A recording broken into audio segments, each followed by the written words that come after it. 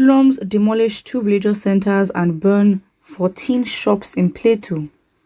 Hoodlums have destroyed 2 mosques, looted and razed down 14 shops at a building materials market of Jos South local government area of Plateau State. Daily Nigerian reports. The market comprises general commodities section including vegetables. Chairman of the Vegetables Trader Association in the state, DLØMŞ, confirmed the incident. Yes, it is true that some people have entered into our market on Wednesday, broke some shops, stole items and burned down 14 shops. They have also destroyed mosques in the market, Pwasa added.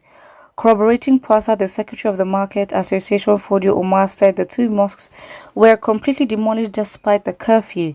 It is confirmed that some miscreants have demolished the 2 mosques in our market. He said they started the demolition on Wednesday and completed Thursday, and they have completely pulled down the mosques to foundation level.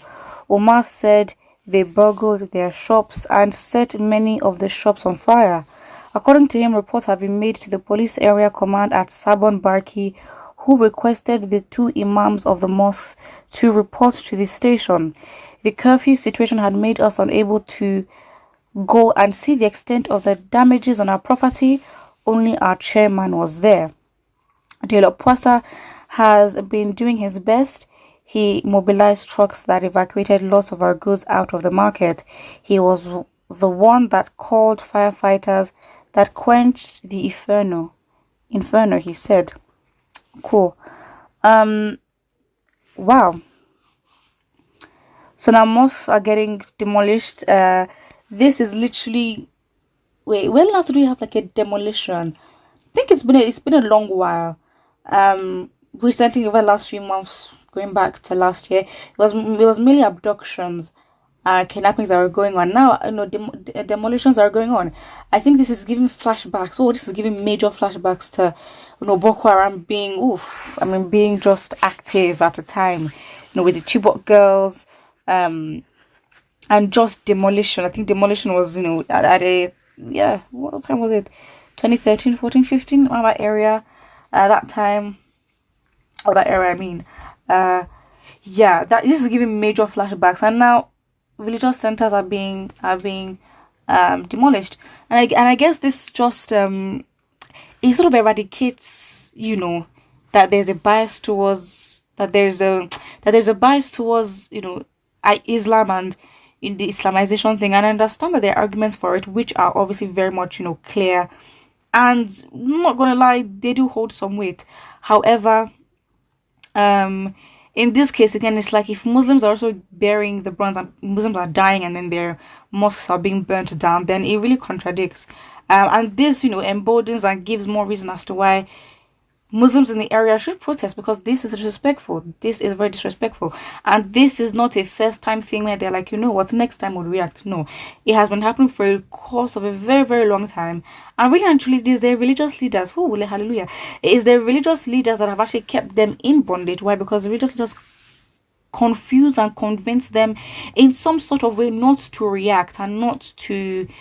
I guess it's the equivalent of the Christian touch not my anointed. So then they avoid, holding, religious leaders as well as government officials accountable because they're of the same religion. So that, if that makes sense. Yeah. Somebody else says, what do you expect from those who lack home training, who were totally brainwashed? Look at their comments, please, and call themselves reasonable human beings. If you see them respecting you, it's either they're benefiting directly or indirectly from you, or you are much better than them. The hate is real. God, right? I know Christianity is all against all this nonsense, like why Islam is against burning place of worship, being it sharing church or mosque. On Judgment Day, all those that claim to be religious may end up in hell. Religions come to teach humanity respect, honesty, patience, and compassion. Hatred and intolerance have no place in any religion on earth. Yeah, but then it's like on paper everything is fine. A model seems fine on paper, and then its application, it goes left, and it applies to everything. It applies to social constructs. It applies to government. It applies to religion as well. I don't think any religion intends for the downfall of who is following it or who those that practice it. It's just like, okay, it's not a new thing anymore. Of course it is sad, and of course as time obviously change is constant. So again, the religion will stay the same. But then because time is changing, culture is changing, perspectives are changing, different people will practice it at different times, and outcomes may be different because of the way they practice the religion, or understanding is different, which of course, plays a part in how they relate with each other on a grand scale.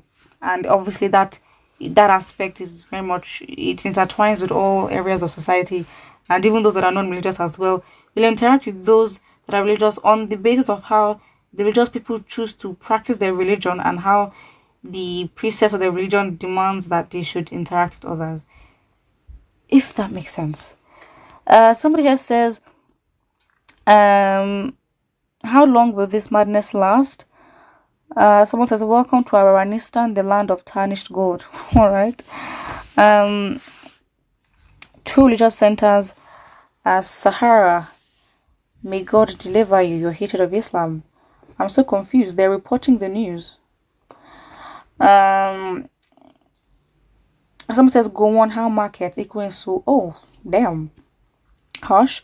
Yeah, I'm so, I mean, again, the comments are just going everywhere. Of course, this is not something that I think for a while, at the height of insecurity, not at the height, but at the height, where Boko Haram was literally stepping on the necks of Nigerians at the time.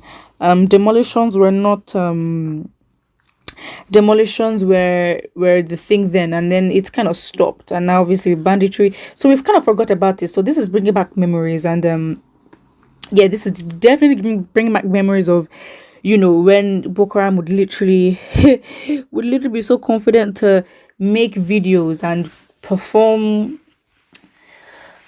acts and just do certain things that are just inhumane. I mean, I don't even think the words I'm using to describe what happened, really encapsulates the severity and the gruesome.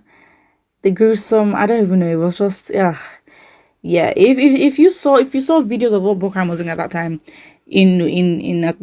as along with the demolitions of places, religious places, churches, mosques, all that. I think you'd remember, and it's not a good feeling. We might be desensitized to it for some while because it's not in our faces, but then when it comes back, we remember, and of course, it's like, I do not know when. I mean, Nigerians are already frustrated, but how frustrated would we be that we would have the energy to basically call this government to order?